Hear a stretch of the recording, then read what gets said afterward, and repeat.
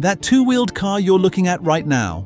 Ford built it in 1961. It balanced on gyroscopes, had no steering wheel, and came with a built-in phone. The only reason it's not on the road today is that the gyroscope alone would have cost over $1 million in today's money, and that's just number one. Welcome to 8 forgotten prototypes Ford built in the 1960s, but never released. Let's get into it. The 1961 Ford Gyron. Here's a question. What happens when you take a car, remove 2 of its wheels, and try to balance it with a gyroscope? You get the Ford Gyron. This thing debuted at the 1961 Detroit Motor Show, and it looked like a fighter jet and a spaceship somehow had a baby.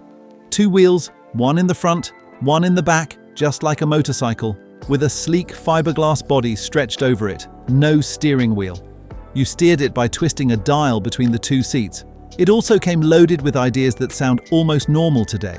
A snooposcope screen that could see through fog using infrared rays, a cordless push-button phone, and an early version of a trip computer. The problem? The gyroscope big enough to keep the full-size car upright was going to cost $60,000 on its own, just for that one part. So Ford quietly added small outrigger wheels on the sides to keep it standing at the show. The Gyron could only move at about 5 miles per hour on an electric motor. For a brief moment in 1961, it genuinely looked like the future. Then the only prototype was destroyed in a fire at the Ford Rotunda building in 1962. Gone, just like that. The 1962 Ford Mustang won. Before there was a Mustang, there was also a Mustang, just not the one you know. The original Mustang concept from 1962 was a tiny open 2-seater with a mid-mounted engine, basically the opposite of the pony car that eventually hit showrooms. It was only 154 inches long and weighed about 1,200 pounds. Think a Lotus 7 with American ambition. Built in just 100 days by race car builders Troutman Barnes out in California, it ran a 1.5-litre German Ford V4 engine tucked right behind the cockpit. 89 horsepower for the street, 109 for the track. It made its public debut at the 1962 US Grand Prix at Watkins Glen, where Formula One driver Dan Gurney drove it past the grandstands at over 100 miles per hour, and the crowd went absolutely wild. The press immediately started writing that Ford was building a Corvette killer. They weren't. Management looked at the engineering, looked at the cost, and said it was too exotic for regular buyers. So the Mustang name got handed to a bigger, cheaper 4-seat car based on the Falcon platform. That second car sold over 1 million units in its first 2 years. As for the original Mustang one, it quietly laid the groundwork for the GT40 racing program. Not a bad consolation prize, the 1963 Ford Allegro. If you've ever wondered where the Mustang's fastback roofline came from, part of that answer is a car most people have never heard of. The Allegro started life as a design exercise with a different name, went through 3 more name changes, and ended up being one of the most influential cars Ford never sold. Built on a shortened Falcon platform, it was a compact 2+2 coupe, just 169 inches long and 49 inches tall. Long hood, short rear deck, fastback roofline. Sound familiar? Ford built 13 different versions of it. It had a cantilevered steering column that moved with the driver's seat, bucket seats built directly into the body structure, and a Cobra-inspired grille up front. Originally painted pale gold, later redone in candy apple red for the auto show circuit. Here's the thing. By the time the Allegro was making the rounds, the production Mustang was already locked in, but the Allegro's roofline went straight into the 1965 Mustang Fastback. It appeared alongside the real Mustang at the 1964 New York World's Fair. It was featured in Ford print ads and a promotional film. Then it got a chop-top makeover in 1967, was renamed the Allegro II, and went out on one final tour. After that, nobody knows. Rumor has it the car is still sitting in a Ford warehouse somewhere. And if you're enjoying this, go ahead and subscribe. The 1962 Ford Seattle-ite XXI. Ford built a 6-wheeled concept car in 1962 that had navigation, a swappable powertrain, fingertip steering, automatic window tinting, and was seriously exploring nuclear propulsion as a power source. In 1962, the Seattle-ite XXI was designed by Alex Tremulis, the same man behind the Tucker 48 and the Gyron. and shown at the Seattle World's Fair, where nearly 10 million people came through the gates. 6 wheels, 4 small ones up front for steering and braking, 2 large drive wheels in the rear, no steering wheel anywhere, just a fingertip dial on the center console. The powertrain was designed as a modular capsule you could swap out. Fuel cell, nuclear, whatever came next. It had gull-wing glass doors, windows that tinted automatically, and a navigation screen in the cockpit. Here's the kicker. It never moved a single inch under its own power. The whole thing was a 3/8 scale model, something you could carry.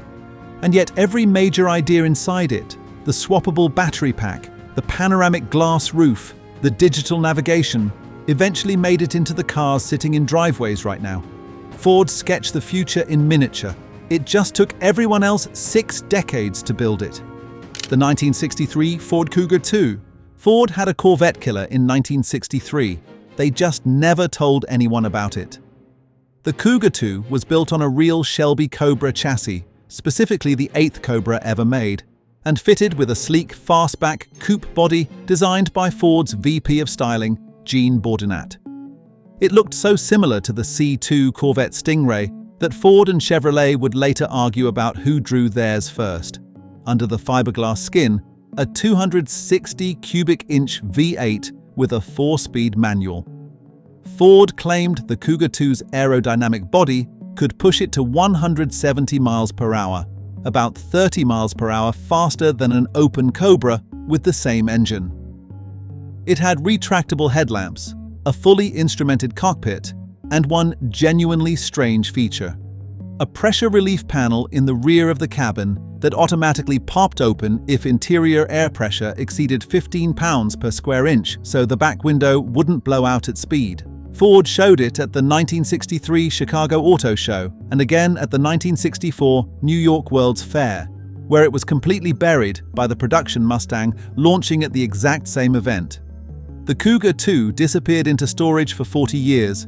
Carroll Shelby himself had no idea where it went and was genuinely surprised when it showed up at a car show in 2004. The 1964 Ford Aurora. Most concept cars from the 60s tried to look fast. The Ford Aurora tried to look like a luxury apartment on wheels. And it might be the wildest thing Ford built that decade. Shown at the 1964 New York World's Fair, it was a full-size station wagon concept with 23 features Ford had never put in a production car. Start with the headlights. Not 2, not 4, 12. Ford called them mini-bank headlamps. 12 1-inch sealed beams running across the front. 6 for low beams, all 12 on high. The roof could switch from clear to opaque at the push of a button. Inside, 3 separate zones: a driver's cockpit, a middle lounge with a swivel seat and curved sofa, and a soundproof children's compartment in the back with its own radio and intercom to the front. Oh, and a thermoelectric oven refrigerator combo. The Aurora was 227 inches long, basically the same footprint as a modern Ford Expedition. When the producers of 2001: A Space Odyssey were scouting futuristic vehicles for the film, they actually called Ford about the Aurora. They ended up passing on it. The movie did fine without it. The 1965 Ford Mustang Mach 1 concept. The name Mach 1 is famous. What almost nobody knows is where it actually came from. 4 years before the 1969 production car, Ford built a concept with that name, and it looked like someone had taken a regular Mustang and sat on it. Hard.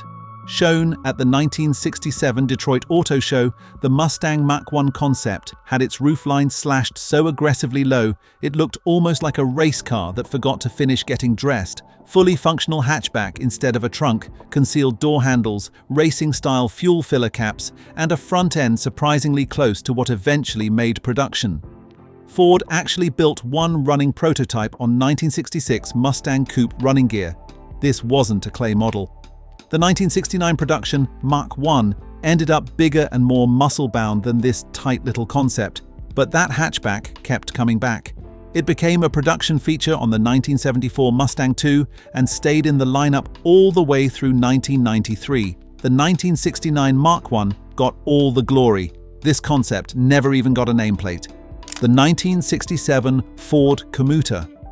Ford was thinking about electric cars in 1967. Let that sink in for a second. While the muscle car era was going full throttle, big engines, big noise, big gas bills, Ford quietly built a tiny electric city car called the Comuta, 6 feet 8 inches long, so small that 3 of them fit in a single standard parking space. It carried 2 adults and 2 kids, had a turning circle of just 18 feet, and ran on 4 12-volt batteries driving 2 electric motors in the rear wheels. Top speed, 37 miles per hour, range, 37 miles. Not at the same time, as one journalist at the time memorably noted, but still. No clutch, no gears, independent suspension on all 4 corners, and even a heating and cooling system. Ford invested £10 million into the program and predicted that small electric vehicles would be commercially viable by the mid-1970s. They were off by about 40 years, but they weren't wrong about the direction. The Comuta was one of the earliest serious attempts by a major American automaker to build a practical electric car. Decades before the Prius, decades before the Leaf, Ford saw it coming. They just couldn't afford to wait. And there you have it. 8 prototypes Ford built in the 1960s that never made it to your driveway. Some were too expensive, some were too complex, and some were just 40 years ahead of their time. What do you think of these cars? Is there one you'd have wanted to see go to production? And out of all of them, is there one you'd want me to make a full video about? Let me know in the comments. If you enjoyed this video, feel free to subscribe. I'll see you in the next one.